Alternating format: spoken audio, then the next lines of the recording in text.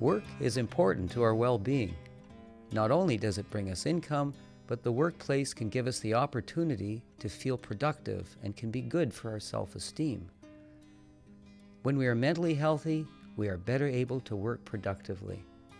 But when we are struggling with our mental health, it can have a big impact on our ability to work and relate to others in the workplace. On the other hand, work can also have a negative impact on our mental health. For instance, overwhelming amounts of work-related stress can lower our productivity and increase short and long-term absences. When a mental health condition is affecting our work, it's common for people to feel ashamed, worry about their absence being an issue, and even worry about getting fired. Let's look at two examples. Meet Layla. Lately, she's been coming in late for work and feeling overly tired. At work, she's had difficulty focusing and concentrating. She's been forgetting appointments and not finishing assignments on time. She has started to believe that she is incompetent. Gabriel's attendance at work has been sporadic. People notice that his appearance has changed. He's looking more disheveled and losing weight. He's been making impulsive decisions and has had unusual ideas and behaviors. He's also more easily angered and frustrated at work. Gabriel has been starting to think that he's being singled out or targeted. What do you think might really be going on? If you are thinking that these could be early warning signs of mental health issues, you're correct. Layla and Gabriel should reach out for support outside and within their workplace. What can your workplace do to support you?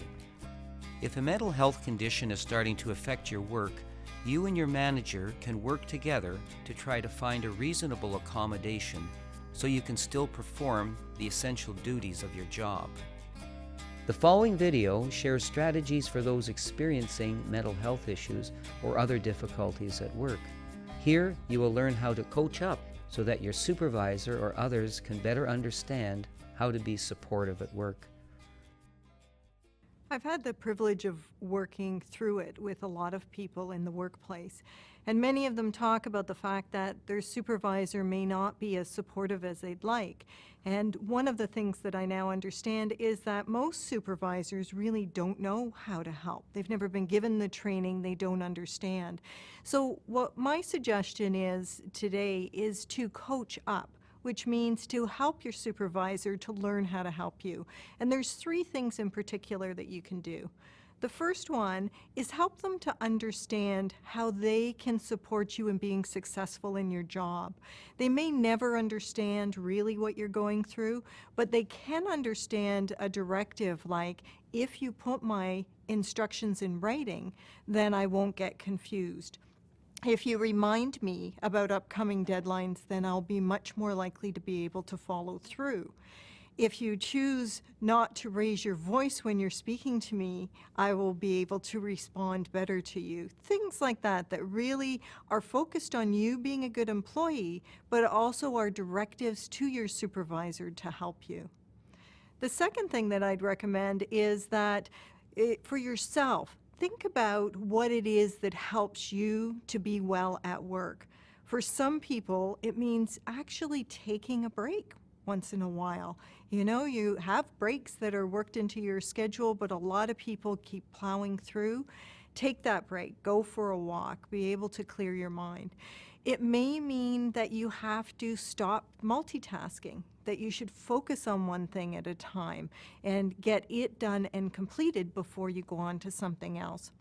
It could be something as simple as maybe fluorescent lights are distracting to you or a strain on you and asking that they be turned off and getting a lamp in your room.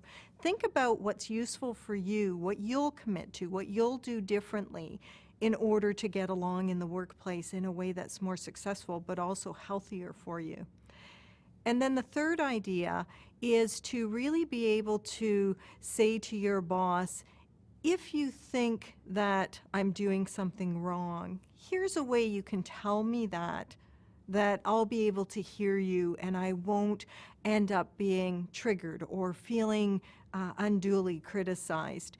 Some people will say, I don't like to be criticized in front of my peers. If you could give me feedback in a private place rather than in a public place. Some people will say, if I start to talk really fast, that may be a sign that I'm not well, and I'd like you to ask me to say something like, you don't seem to be yourself today. Is there something that I can do? The point of all this is to understand that most people in the workplace don't know how to properly help you. Only you know what's going to work for you, and by you sharing these things with the people around you, you can make their life easier while you certainly improve your working situation. If you need further supports to address a workplace issue or to be able to do your job better, see the City of Ottawa Mental Health Resource Guide. For information on various topics such as sick leave entitlements, long-term disability benefits, your rights and responsibilities following a workplace injury, along with information on how to speak with your manager regarding your attendance, you can download the Employee Guide. See you in the next video.